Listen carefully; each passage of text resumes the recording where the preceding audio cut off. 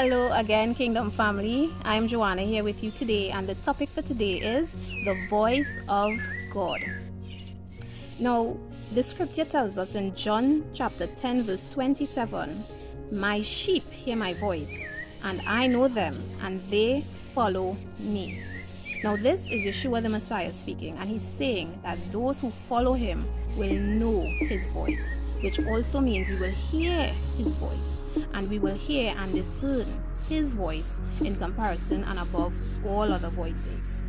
And it says in the scripture, and I'm going to just give you a brief scenario from 1 Kings chapter 19, and this is the prophet Elijah.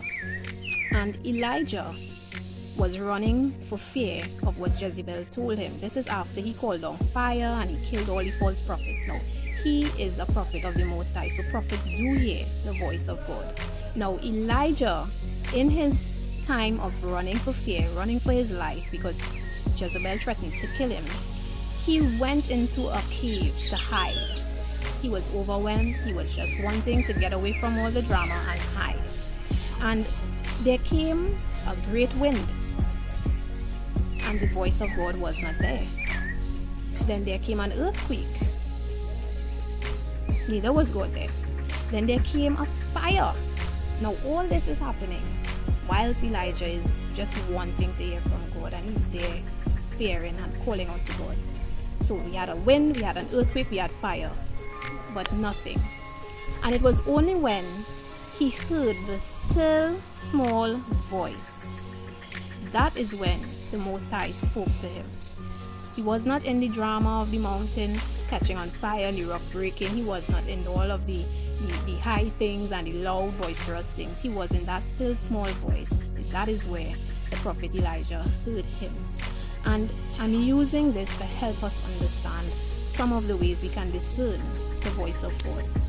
Because we may not hear thunder that says, "You do this," but we may hear it, we may discern it, we may have it in our hearts, and the Spirit will help us discern God's voice when he does speak.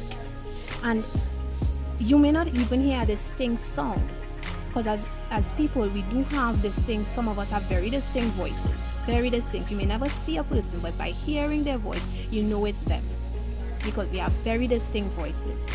And the voice of God may not sound like the voice of a person. It may not sound like a distinct sound that some of us can identify with. However, when you hear it, you will know it's him once you are discerning his voice and once you are still enough to hear him.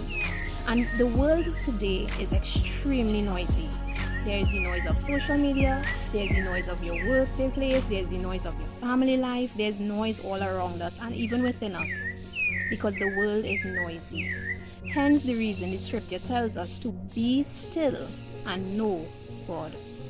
And to be still means that even if there is noise around you, your inner being, your spirit should be able to be still, to be calm, to be sensitive and tuned in to God's voice, so that when he speaks, you can discern his voice.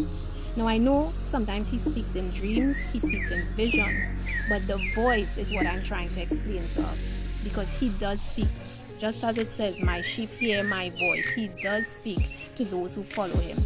And that is another key aspect of knowing his voice. We must be following him, following the Messiah, following his truth, his word, and desiring to be in that relationship with him. Because when you are in an intimate relationship with someone, you will know them on an intimate level. You will know very well when they speak, the tone of their voice. You will understand when the tones are high or low, or the different tones. You will understand when they're angry, when they're sad, when they're joyful. You will know because you are intimate with that individual. And it's similar to being in an intimate relationship with Jehovah. This is an example of knowing the voice of God. And for those of you who think, "Well, I don't hear God's voice," I'm going to encourage you. Learn to be still. Learn to calm your spirit, so that even if the world around you is noisy and boisterous, you will still be able to tune into what he's saying to you. And oftentimes he is speaking, but we aren't listening. And then we become confused because other things are happening simultaneously. But when we are willing to walk intimately with him, just as the prophet Elijah. As his prophet, he knew his voice. Only when the still small voice spoke, he knew it was the Lord speaking. So I encourage you to speak to Father, ask him to hear his voice. And for those of you who know his voice already and may sometimes make mistakes, like I sometimes do, because there's sometimes we think it's him and it's not, and we act upon what we think, and we make mistakes, and we have to come back to understanding, oh, okay, I thought this was him but it wasn't, and that's okay. Humble yourself, be willing to acknowledge you made a mistake, even though you do know and hear his voice. Be willing to accept, okay, I made a mistake. Lord, you show me what it is you really want now. I thought I heard you and I acted on this, but here I am now wanting you to correct me. And he will. And because you desire that level of intimacy and his guidance and his voice instructing your life, surely he will help you. So my dear brothers and sisters, be encouraged. The Most High is still speaking to us. Thank you for watching. Shalom.